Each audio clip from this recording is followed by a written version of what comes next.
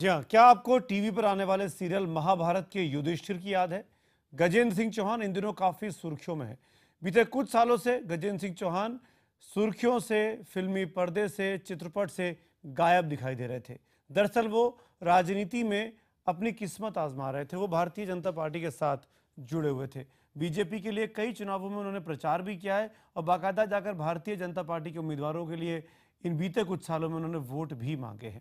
अब दिल्ली में बीजेपी की सरकार है, तो सरकार बनने के बाद पुणे के मशहूर फिल्म इंस्टीट्यूट एफटीआईआई के चेयरमैन के पद से भारतीय जनता पार्टी ने उनको नवाजा है, उनको इनाम दिया है। और जब से इस फिल्म के इंस्टीट्यूट के चेयरमैन के तौर पर गजेंद्र चौहान का नाम उछला है, तब से लगातार बवाल हो रहा है। करीब एक महीने का वक्त होने आ गया है। एफटीआईआई में पढ़ने वाले छात्र हड़ताल पर हैं, कैंपस में कामकाज नहीं हो रहा है।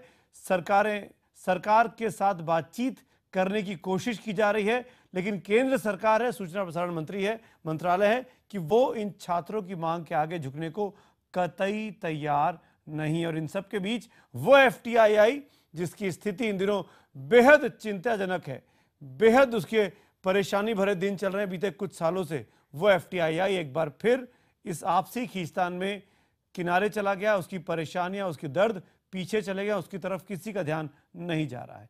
सवाल यह है कि दुनिया भर में मशहूर और महान फिल्मकारों को जन्म देने वाले इस इंस्टीट्यूट का भविष्य आखिर है क्या?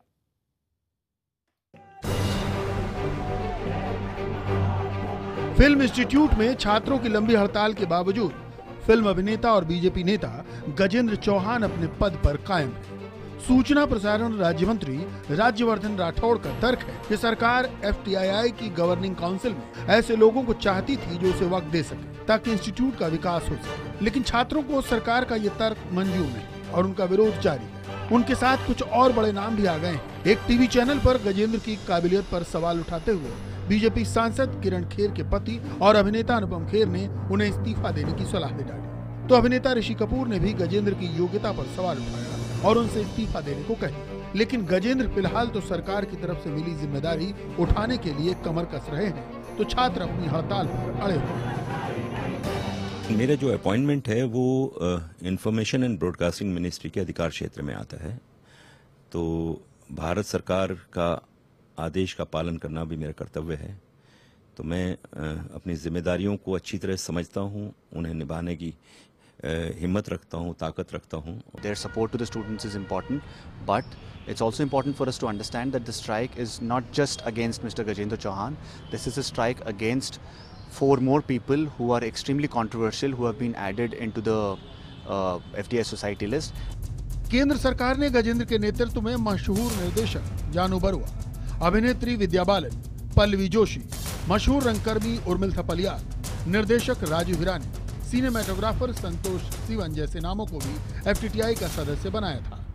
फिलहाल जानू बरुआ, पल्लवी जोशी, संतोष सिवन जैसे नामों को एफटीआईआई का सदस्य बनाया। हम अपने लोगों को अपॉइंट करेंगे जैसे कांग्रेस करती थी।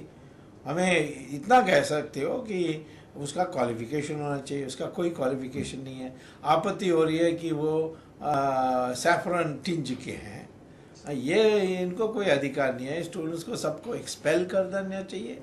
125 करोड़ की आबादी में आपको कोई कॉम्पिटेंट आदमी नहीं मिला, और अगर आप आरएसएस के लोगों में से कॉम्पिटेंट आदमी तलाश करने की कोशिश कर रहे हैं, तो आपको किसी इंस्टीट्यूशन के लिए कॉम्पिटेंट हेड नहीं मिल सकता है। अब पुणे फिल्म संस्थान पर सियासत भी जोरों पर है, लेकिन सवाल इस संस्थान की प्रतिष्ठा और छात्रों के भविष्य से जुड़ा है। खबरें ऐसी भी आई कि गजेंद्र को अमिताभ बच्चन, रजनीकांत, अनुपम खेर जैसे नामों को दरकिनार कर एफटीआईआई का चेयरमैन बनाया गया। Bureau report, IRN 7। Gajendra Chauhan अपनी बात पर अड़े हैं कि वो इस्तीफा वो इस पद पर रहेंगे, वो नहीं हटेंगे जब तक सरकार उनको नहीं कहती। वही छात्र इस बात पर अड़े हैं कि गजेंद्र चौहान की अगुवाई में इंस्टीट्यूट को नहीं चलने देंगे। बवाल गर्माता जा रहा है। मेरे साथ कुछ खास मेहमान हैं, बात करेंगे। हमारे साथ जाने माने film producer director Anil Sharma साहब मौजूद हैं। मेरे साथ मुकेश खन्ना, जाने माने एक्टर जिनको शक्तिमान के तौर पर जाना जाता है आजकल ज़्यादा, वो भी मेरे साथ मौजूद हैं।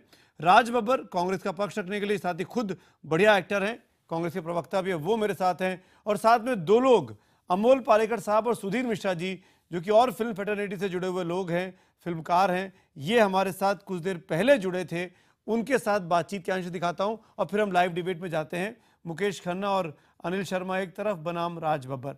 अमोल पालेकर साहब को मैंने जब पहली बार जब मेरे साथ थे तो हमने उनसे सवाल पूछा कि आखिरकार आपको गजेंद्र सिंह चौहान से दिक्कत क्या है। उन्हें सरकार ने चुना है, वो एक्टर हैं, इससे कोई इनकार नहीं कर सकता। उन्होंने कुछ फिल्मों, बड़े सारे सीरियल्स में काम किया है और सरकार का काम है इसको चुनना। आपको क्या दिक्कत है? सवाल ये उठता है कि ये जो प्रीरोगेटिव गवर्नमेंट के पास है, क्या वो उसका इस्तेमाल सही ढंग से कर रही है?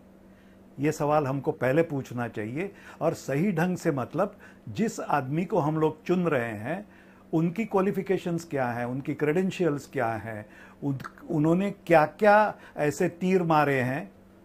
गजेंद्र सिंह ने तो बहुत तीर मारे हैं, लेकिन ऐसे कौन से बड़े तीर मारे हैं कि जिसके कारण से आपने उनको चुन लिया है?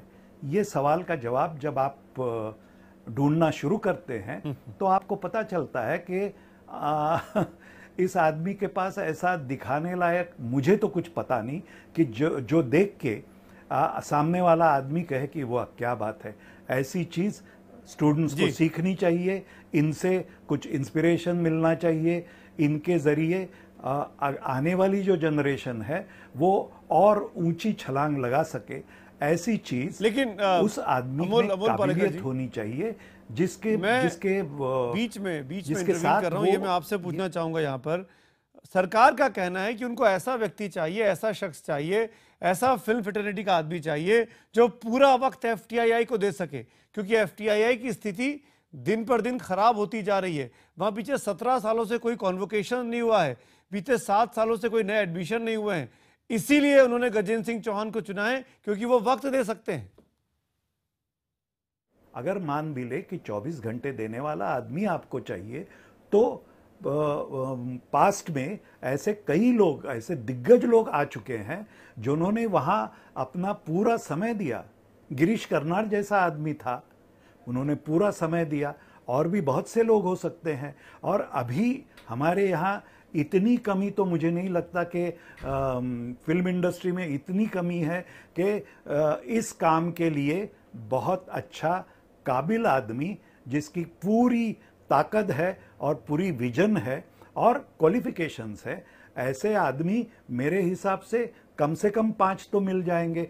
गवर्नमेंट के पास ही शॉर्ट लिस्ट होगी, उसमें से मिल जाएंगे। और उनको अगर आप पूछेंगे तो वो भी तैयार हो जाएंगे। और आगे जाके मैं ये कहूँगा कि वो अगर 24 घंटे देने को तैयार नहीं है तो ये क्यों ज़रूरी है कि 24 घंटे देने हैं? आपको जो विजन हासिल करनी है, जो इंस्टीट्यूट का प्रोग्रेस करना है, इंस्टीट्यूट में से जिस तरह के स्टूडेंट्स आपको पैदा करने हैं, बाहर लाने हैं, वो लाने के लिए वो आदमी 24 घंटे में करता है या 6 घंटे में करता है, मेरे हिसाब से ये बहुत ही मामूली चीज है। आपके लिए ये इंपॉर्टेंट नहीं होगा, लेकिन सरकार ने इसको एक इंपॉर्टेंट क्राइटेरिया बनाया। लेकिन राज बब्बर साहब, मैं आपके पास आ रहा हूँ सीधे। मुकेश खन्ना साहब, फिर मैं आता हूँ इस लाइव डिबेट में। राज बब्बर, आप भी फिल्म फेटर्निटी के नुमाइंदे हैं, आप कांग्रेस पार्टी के प्रवक्ता भी हैं, और आप जाहिर तौर पर गजेंद्र सिंह चौहान का विरोध यहाँ करने के लिए मेरे साथ जुड़े हैं। लेकिन इस बात का जवाब दीजिए, क्या इसमें गजेंद्र चौहान की कोई गलती है कि बीते 17 सालों से एफटीआई का कोई कॉन्वोकेशन नहीं हुआ? क्या इसमें बीजेपी की कोई गलती है या बीजेपी की विचारधारा की कोई गलती है कि बीते 7 सालों से नए एडमिशंस नहीं हुए? वहां पर एक्टिंग का कोर्स, हिंदुस्तान के सबसे प्रीमियर फिल्म इंस्टीट्यूट में एक्टिंग का कोर्स बंद हो गया है। क्या इसके लिए बीजेपी जिम्मेदार है? सुमित जी, मुझे सबसे पहले तो आपकी इस सवाल से मुझे कहीं ना कहीं गुरेज है कि आपने पहले इस बात को तय कर लिया है कि मैं गजेंद्र का विरोध करूंगा। जब आपने मुझसे कहा है कि मैं प्रतिनिधि से हूँ, मैं फिल्म इंडस्ट्री से हूँ, जब आपने मेरा परिचय दिया तो कहा कि मैं भी एक एक्टर हूँ, तो मेरे ख्याल से आपको ये बात कहने से पहले कहीं ना कहीं सुधार करना चाहिए था कि मैं गजेंद्र का विरोध करूंगा। मैं आपसे सिर्फ ये कहना चाहता हूँ कि गजेंद्र का विरोध तो मैं बाद में करूंगा, लेकिन गजेंद्र को चयन जिसने किया है, मैं उसकी मानसिकता का विरोध जरूर करूंगा। क्योंकि इस देश में ऐसे व्यक्तियों को चुनकर भेजा है और कुर्सियां ऐसे लोगों को दी हैं, और खासकर ये इंफॉर्मेशन मिनिस्ट्री जो है एक ऐसे व्यक्ति के पास में है जो इस देश का वित्त मंत्री है। जब विरोध में रहा, विपक्ष में रहा, तब भी अपने बुद्धि और ज्ञान से उसने अपने आप को इस देश के सामने और विपक्ष के रूप में अपने आप को दर्शाने की कोशिश की और अपनी पहचान बनाई।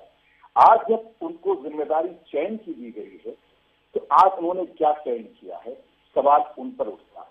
गजेंद्र एक एक्टर है, अच्छा है, बुरा है, वो बात दूसरी है। उसने क्या क्वालिटी काम किया है वो बात दूसरी है। आज अगर नौजवानों ने, अगर आज विद्यार्थियों ने अगर कोई प्रश्न उठाया है तो उनके प्रश्न को बिल्कुल ही निरर्थक नहीं लेना चाहिए। कहीं ना कहीं अगर वो लोग जो यहाँ पर एक बाकायदा मापदंड से वो वहाँ पर सेलेक्ट होकर आए हैं, उन्होंने इम्तिहान दिए हैं, उन्होंने जिस सिलेक्शन जिस डिपार्टमेंट के लिए उन्होंने अपने आप को तैयार किया है उसकी उन्होंने परीक्षा पास करके वो एडमिशन। आपने मेरे सवाल का जवाब नहीं दिया राज भाई। मेरा सवाल बहुत सीधा सा था। 17 साल से कॉन्वोकेशन नहीं हुआ, एफटीआई के दिन खराब होते जा रहे हैं, इसका जिम्मेदार कौन है? क्या बीजेपी है, गजेंद्र चौहान है, अरुण जेटली है, राज्यवर्धन राठौर है? कौन है इसका जिम्मेदार?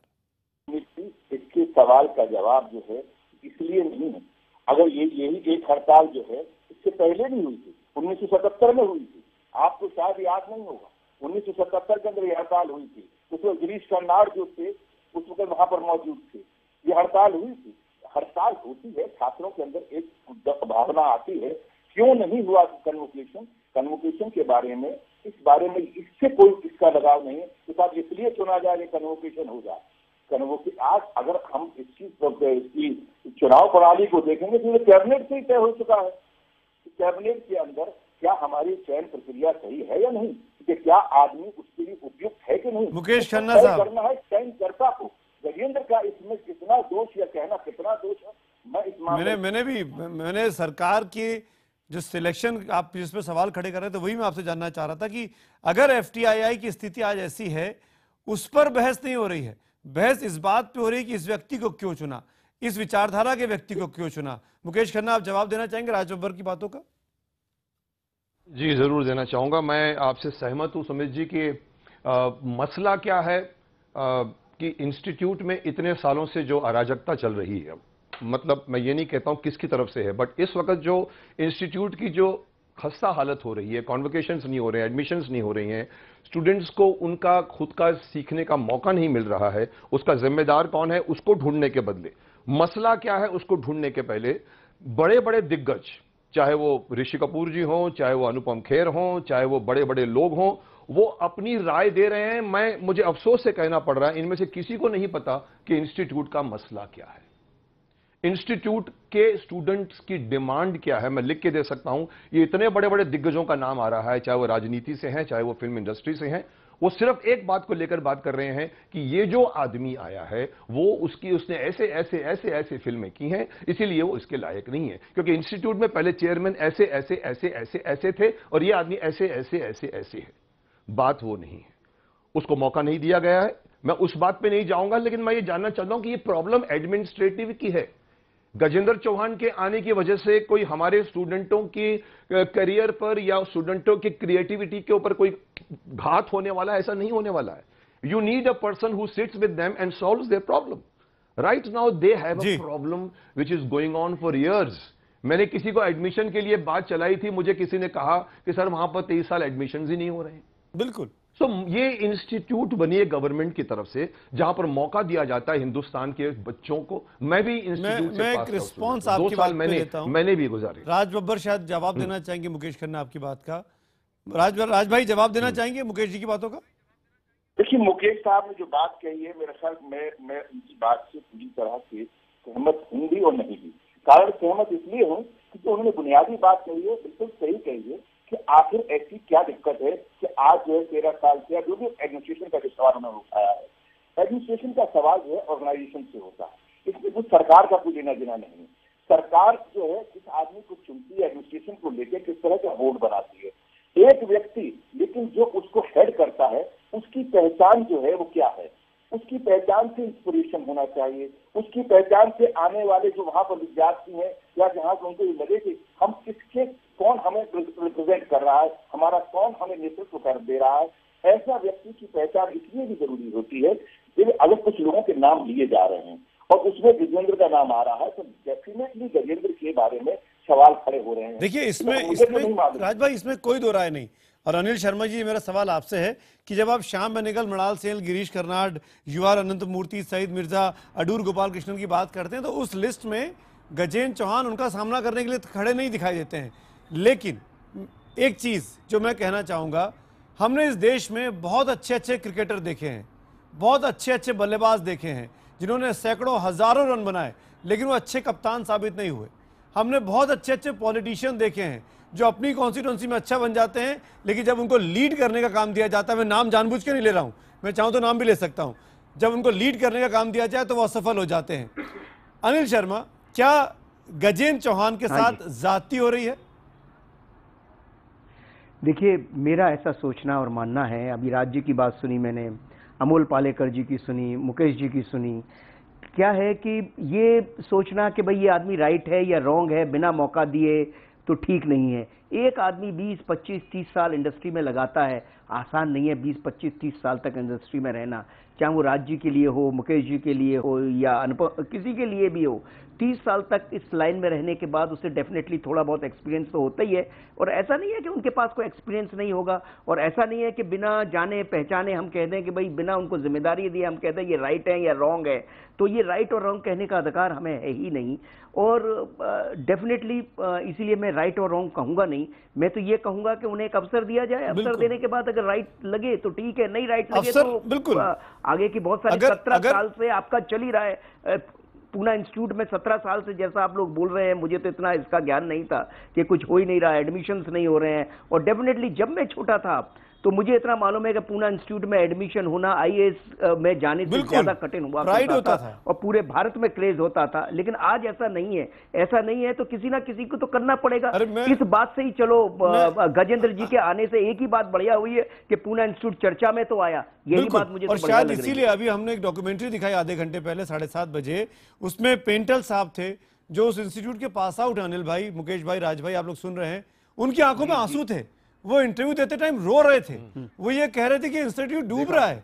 जिस विजडम ट्री के नीचे बैठकर दिलीप साहब, देव साहब हम लोगों से बातें करते थे, उस विजडम ट्री के नीचे शराब चल रही है, ड्रग्स चल रही है, ये इस तरह की चीजें, परिस्थितियां वहां पे। कितने सारे लोग इंस्टीट्यूट से आए हुए हैं, कितने बड़े बड़े कलाकार आए हैं, फिर से ऐसा मौका बनना चाहिए। एक सवाल जो मैंने सुधीर मिश्रा से पूछा वो मैं जरूर सुनाऊंगा इस डिबेट को आगे ले जाने के लिए। सुधीर जी से हमने पूछा था जब हमारे साथ कुछ देर पहले थे, क्या विचारधारा के नाम पर ही आप लोग गजेंद्र का विरोध कर रहे हैं? क्योंकि गजेंद्र भाई, जैसे कि अनिल शर्मा ने भी कहा और सब लोग कहते हैं कि एक मौका मिलना चाहिए, मौका मिलने के बाद ही तय होगा कि वो क्षमता है कि नहीं है। सिर्फ विचारधारा के नाम पे आप लोग विरोध कर रहे हैं सुधीर मिश्रा? नहीं, देखिए, मैं विचारधारा, इस मीडियम में किसी ने काम किया हो, शत्रुघ्न सिन्हा साहब है, विनोद खन्ना साहब है, इस मीडियम में जो लोग जिन्होंने काम किया हो, जिसको हम आदर्श मानते हैं, जिसको एक स्टूडेंट या फैकल्टी के जिसमें एबिलिटी है गाइड करने की स्टूडेंट को, सिर्फ उसकी बात है। अब बार बार मुझे समझ में नहीं आ रहा, विचारधारा की बात ही नहीं है, आपका उस मीडियम में कंट्रीब्यूशन क्या है। आप रीजनल सिनेमा, हिंदुस्तान में तरह तरह के सिनेमाज, उनकी ज़रूरतें, उनके महान निर्देशक, उनके कहानीकार, उनके एक्टर, उनके टेक्नीशियन, उनके बारे में आप अवगत हैं क्या? आप वहाँ की समस्याओं, क्योंकि ये नेशनल फिल्म इंस्टीट्यूट है, ये कोई प्रादेशिक मामला नहीं है। एक आदमी जहाँ जिसकी ऑल इंडिया इमेज हो इस माध्यम में। मुकेश खन्ना, ये जरूरी है कि जो आदमी एफटीआईआई का चेयरमैन बने उसको वर्ल्ड सिनेमा की, हिंदुस्तानी सिनेमा की जनरल नॉलेज की भी उतनी ही ज्ञान हो? देखिए, होना चाहिए, बुरा नहीं है, पर मैं अपना खुद का एक्सपीरियंस बताऊं। मैं 2 साल पूना इंस्टीट्यूट में एज एन एक्टर रहा हूं। नसीरुद्दीन शाह मेरे क्लासमेट थे। मुझे इतना ही याद है कि उस वक्त गिरीश कर्नाड साहब शायद डायरेक्टर थे। मुझे नहीं पता कि मैं पूरे 2 साल में गिरीश जी से मिला हूं कि नहीं मिला हूं। मेरा तर्क यह है कि आपको एक दिया गया है माध्यम। हम लोग 2 फिल्में पूरे साल रोज देखते थे। हम अपनी क्लास में रोशन तनेजा से एक्टिंग सीखते थे, शरीर पे काम करते थे, आवाज पे मैंने काम की अपनी, और मैंने अपने इंस्ट्रूमेंट पे काम किया है। वो स्टूडेंट का काम है चेयरमैन अंदर बैठ के पूरे फैकल्टी का क्या करता है वो किसी स्टूडेंट का उसका लेना देना नहीं होता, क्योंकि कोर्स अच्छा है बहुत। मैं खुद अपनी एक्टिंग इंस्टीट्यूट खोल लगी, शक्तिमान इंस्टीट्यूट। मुझे पता है कि आप एक सिलेबस बनाइए और स्टूडेंट को मेहनत करनी पड़ेगी। उसके लिए क्या अमिताभ बच्चन आए या रजनीकांत जी आए या उसके लिए श्याम बेनेगल जी आए या उससे भी बड़े बड़े नाम ले लीजिए, कोई फर्क नहीं पड़ता, क्योंकि वो एडमिनिस्ट्रेटिव जॉब है, वो पूरे फैकल्टी को देखता है। पर एडिटिंग का स्टूडेंट, साउंड इंजीनियरिंग का स्टूडेंट, कैमरा का स्टूडेंट, डायरेक्टर का स्टूडेंट, उसको अपनी क्लास में बैठ के काम करना चाहिए। और सॉरी टू से, मुझे अफसोस होता है, दुखित हृदय से कहना पड़ता है कि I am sympathetic towards the आजकल के जो स्टूडेंट्स जो 5-5 साल वहां पढ़े हुए हैं, जिनको पास होकर इंस्टीट्यूट से निकलकर इंडस्ट्री में आकर स्ट्रगल करना है, वो बात करते हैं बड़े बड़े एक्टरों की, पर वो एक्टर भी अपना कोर्स करके बाहर निकले थे। आप उनके लिए चेयरमैन इतना बड़ा मत बताइए, खुद बन के बताइए। वो बड़े बड़े जो नाम आप गिनाते हो, आप बाहर निकलिए ना। क्यों उलझे हुए हैं इस राजनीति में? बिल्कुल, राजनीति में क्यों उलझे हुए हैं आप? ये विचारधारा के नाम पर राजनीति नहीं हो रही है कि राजबब्बर? लास्ट एक मैं सुमित जी पहले विचारधारा की बात ही नहीं करना चाहता। मेरे को विचारधारा की बात तो तब हो कि जब पहले मैं देखूं तो सही कि कोई भी मुझे बताइए, कोई भी आधिकारिक कोई बयान जो है अपने जो इनका जो मंत्रीगण से आया हो या इस डिपार्टमेंट से या इंफॉर्मेशन मिनिस्ट्री से कोई भी आधिकारिक तो जो बयान आया उससे हमने इसलिए इनको सुना। यानी बेचारे गजेंद्र, मैं बेचारा इसलिए कह रहा हूँ कि गजेंद्र अपनी सफाई देता जा रहा है, मैं तो सरकार ने मुझे दिया है, मैं अपनी जिम्मेदारी निभाऊंगा। अभी सरकार का तो कोई आदमी सामने आ नहीं रहा भाई। आप आ रहे हैं, आप बयान दे रहे हैं, स्टूडेंट अपनी गाथा गा रहे हैं। तो जब स्टूडेंट अपनी गाथा गा रहे हैं और जिस सरकार ने चयन करके इनको गजेंद्र को भेजा है, सरकार कम से कम सामने तो आए विद्यार्थियों के आपके सामने, जैसे आपने हमें बुलाया। सरकार बात कर रही है राज भाई, सरकार ने कई दौर की बातचीत की है स्टूडेंट्स के साथ। ये मानता हूं कि सरकार की तरफ से स्टेटमेंट नहीं आया, औपचारिक तौर पर बयान नहीं आया, लेकिन स्टेटमेंट्स आए सरकार की तरफ से, प्रेस रिलीजेस आई हैं। एक लास्ट कमेंट अनिल शर्मा जी मैं आपका जरूर लूंगा। चेयरमैन जी अनिल शर्मा, वो चाहते हैं रास्ता क्या है? अनिल शर्मा, रास्ता क्या है? छात्र सड़क पर हैं, चेयरमैन जा नहीं पा रहा है, बवाल मचा हुआ। सिंपल सा रास्ता है कि इसको इतना ज्यादा पॉलिटिसाइज ना करें इस चीज को, क्योंकि ये जो इतना जो पॉलिटिसाइज हो रहा है, इससे और मुझे लगता है स्टूडेंटों पे और असर हो रहा होगा और बहुत सारी चीजें हो रही होंगी कि भाई उनका नुकसान हो रहा है। जैसा मुकेश जी ने कहा, जैसा बिल्कुल नुकसान हो रहा है, जैसे मुकेश जी ने कहा, chairman has nothing to do with the student education.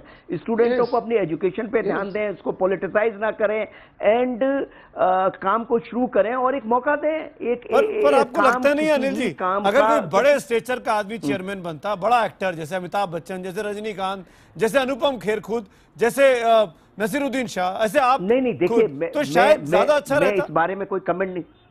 Sumit ji एक बात बोलना चाहता हूँ। सुमित जी ये कोई वॉर नहीं है, मैं एक मिनट बोले, मैं एक बोलना चाहता हूँ, ये कोई वॉर नहीं है जहां आपको एक इंस्पिरेशनल लीडर चाहिए। आप कोई लड़ाई के मैदान पे नहीं जा रहे हैं, आप खुद एक्टर बनने आए हैं, आपकी खुद की इंस्पिरेशन होनी चाहिए। आपके सामने अमिताभ बच्चन है ऑलरेडी इंडस्ट्री में, आपके सामने बड़े बड़े दिग्गज बैठे हुए हैं आपके सामने, और दूसरा मेरा की मोटिवेशन चाहिए, चेयरमैन की मोटिवेशन नहीं है। चलिए शुक्रिया अनिल भाई, मुकेश भाई, राज भाई, आप तीनों का शुक्रिया। मैं वक्त की कमी है, माफी चाहता हूं। Thank you so much. मुझे लगता है कि हम एक फ्रूटफुल डिबेट कर पाए, जिसे दूसरा एस्पेक्ट भी दुनिया को जानने को मिले, जिसकी वजह बहुत बड़ी ये भी है कि गजेंद्र चौहान का विरोध ठीक है, राजनीति ठीक है, लेकिन किसी को एफटीआईआई की चिंता है। किसी ने सोचा कि एफटीआईआई की क्या स्थिति है, कैसे वहां पर दिन पर दिन स्थितियां खराब होती गई। बीजेपी तो अभी साल भर से शासन में आई है, बीते इतने सालों से तमाम पार्टियों की सरकारें रहीं। क्या इन लोगों ने कभी सोचा कि एफटीआईआई को भला करना है? 17 साल से कॉन्वोकेशन नहीं हुआ है, एक्टिंग का कोर्स बंद हो चुका है। यह स्थिति है उस एफटीआईआई की, जो हिंदुस्तान का सबसे बड़ा फिल्मी कोर्स का सबसे प्रीमियर इंस्टीट्यूट माना जाता था। इस तरफ भी ध्यान सबका जाना बहुत जरूरी है।